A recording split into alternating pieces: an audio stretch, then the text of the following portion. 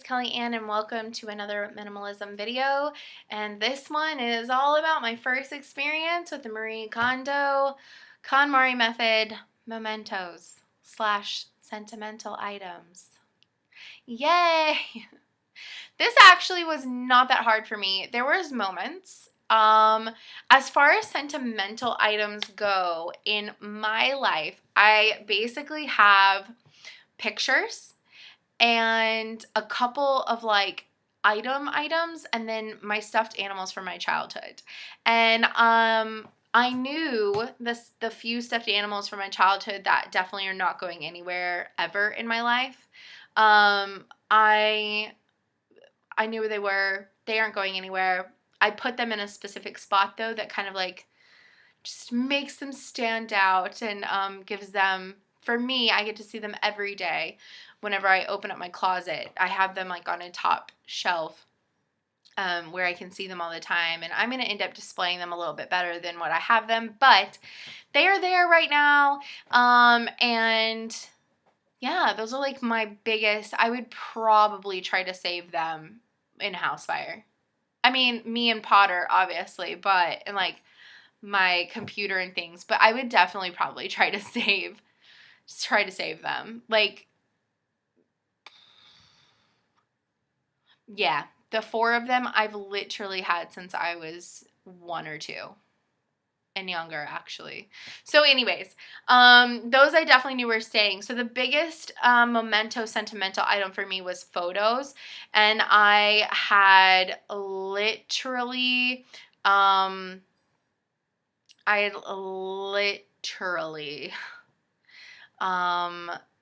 like 10 tubs of photos, and then plus like 1,000 just sitting out on a bookshelf in this room, actually. Ridiculous. If you watch some of my videos back from the summer, my weekend vlogs and things like that, you will definitely see the weekend that I went through these. I didn't fully follow the rules though. I did do these in the middle of the kimono category, and that was because I had to go through them to continue making progress in my craft kimono category. That's how many pictures there were, and they were literally taking up so much room that it was hard to maneuver in my actual craft room. So yeah, that's basically what happened. And it's all right though. I mean, it's all good. It all worked out in the end, you know. So, it's I had a couple of bins that came from my parents' house, and there's even more photos there that I don't even have yet. And then I had probably like 1,500 to 2,000 of my pictures from high school and college, mostly college. And then I had about 4 or 5 bins from my grandparents' house, and some of those photos were from my great grandmother. So it was just a ton of photos, but literally my family kept like every photo ever that had like scenery or whatever, and I kept a few of them if I like knew where they came from or why they were in there. But some of, like, if it was like a group photo that was like overly blurry, or if it was too dark or too light and you couldn't tell who was in it or whatever, they literally kept every image that they ever took and got printed. And then also mine, I used to take so many photos, and there were so many photos with people that I didn't even remember their name. Like, just looking at it, I way back in the day used to write the people in the photo like on the photo on the back. So I remembered a few people after I looked at their name on the back, but I haven't talked to those people in like 12 years. It was like at a party. So I kept the photos that actually still like reminded me of like a good time, reminded me of that person, whether we still talk or don't or whatever. I culled so many pictures. I used to take photos of just so much crap. Like, of anyone and everyone that would take a photo with me at any given event. And so I just got rid of the crap. Now, some of it was hard for me, and I did shed some tears. Whenever it came to like some of the photos with my mom in them. Just talking about it upsets me. September actually hit 10 years, and that's about the time that around her birthday, I had started going through the pictures, and around the 10-year anniversary of her being gone at the end of September, I was finishing up going through the pictures because I didn't do them like solidly. I did like a big chunk of them, did some other stuff for a few days, did a big chunk of them, did some other stuff, because I moved all of the bins out into the living room. And so I just got tired of having all these bins in my living room. And so it's just insane. Insane.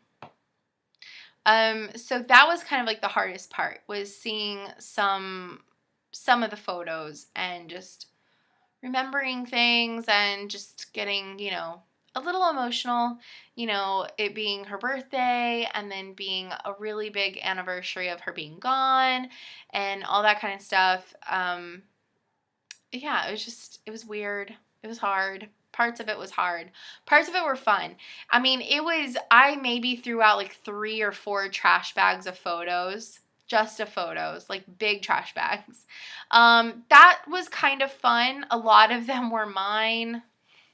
There was a ton of duplicates, like in my family stuff, and I don't see a reason in keeping duplicates. I eventually want to have them all scanned in, and I will like make family members CDs if they want them. But I mean, aside from that, a lot of them, as I start scanning them, I'm just going to be throwing them away. If you watch my first video, you will know my whole reasoning behind my obsession with being more minimalistic and preventing from like becoming a full-out hoarder. And part of that is because my grandmother was. And a lot of my family actually tends to just keep holding on to like shit that you don't need. Because you may need it one day, or it was really expensive, or XYZ. But my grandmother was legit a hoarder, like could have run on the show with the bugs and all that. And so some of the pictures, like if I don't scan them, I'll never get them again, but they're in so bad of a condition from either being in the garage or being exposed to bugs. They've all been cleaned off as best as possible, but they kind of smell. They kind of have like residue and stuff, but I want the picture. I just don't need to keep the original. And some stuff I do want to keep the original. It's going to depend. And that's just one of those things, because of the circumstances of the condition of them. But, I felt really proud. I got all of those photos down to one of the smaller bins and one of like the medium-sized bins. And I am so proud of myself for that, because these have just been looming in my life. They had been literally in my house for the whole time that I lived here, like waiting for me to go through them. I just never brought myself to do it. Like the ones from like my grandparents' house and stuff, I just couldn't. And it felt so freeing to finally go through all those pictures and remember people, which was sometimes part of the hard part, because you're remembering somebody. But it's also part of the good part because you're remembering somebody. But other than that, it was so incredibly freeing. And that's because there was like 10 bins just weighing down and taking up so much space. And yeah, I now have a medium-sized bin and a small bin to sit there and scan, but that's way better than 10 giant bins. And some of them I'm not even going to keep once they're scanned in, because why? I'm pretty much going to keep like my favorites and actually like make like a nice book of them. But yeah, that was mementos for me. It's another short one, because really I put everything else except for like photos and a couple of like really important items that I knew I wasn't going to get rid of, in this category. And it was mostly the photos, and I was really proud of the progress that I made. So this year, I need to start scanning these in. I don't need to have them all scanned in before the end of the year, but I need to make a dent. That's like one of my goals this year, is to make a dent in scanning these photos. But your sentimental items and mementos could include anything. And I have more of those items, I'm sure, like at my dad's. I was decluttering my house. So out of the things here, that was my biggest hurdle. And I think the emotions part was always going to happen, but I feel like the level of it was a little bit heightened because of I was doing it. It fell in September, and September is just emotional for me, period. But that is the last category of the KonMari method, and I really enjoyed the process. Like I said, I did mementos kind of in the middle of kimono, and I'm okay with that. I still follow the rules and everything except for whenever I did it. But I had to at least start on it to be able to make more progress in kimono. And it kind of helped me too, because I think if I would have done all the photos at one time, because there were so many, I would have gotten very overwhelmed. And I also had like a pretty decent separation, at least from my photos to my mom's and my grandparents' photos. So like I would do like a chunk of theirs and then like a chunk of mine, because mine I have a little bit less sentimental value to, because a lot of it was from college and like parties where like we were just like standing around like drinking and stuff. And so, I would go from like seeing like a bunch of photos of like family members and stuff to just people that I sometimes only hung out with a few times. So I kind of also like mixed it up. Like photographs are still kind of like sentimental because they're part of your memories, but I took it from like really sentimental photos to like not as sentimental photos, to kind of like mix it up and kind of like give my brain a rest from like the emotion side of it. But yeah, it wasn't as bad as I thought that it would be, but it also, it wasn't as hard or as bad as I thought it would be, or as some people have said that can be, which I'm really thankful for. But it also was not the easiest category, which is again why you do it last. The other categories are supposed to help build you up, so that way it's not super devastating and super hard for you. And I feel like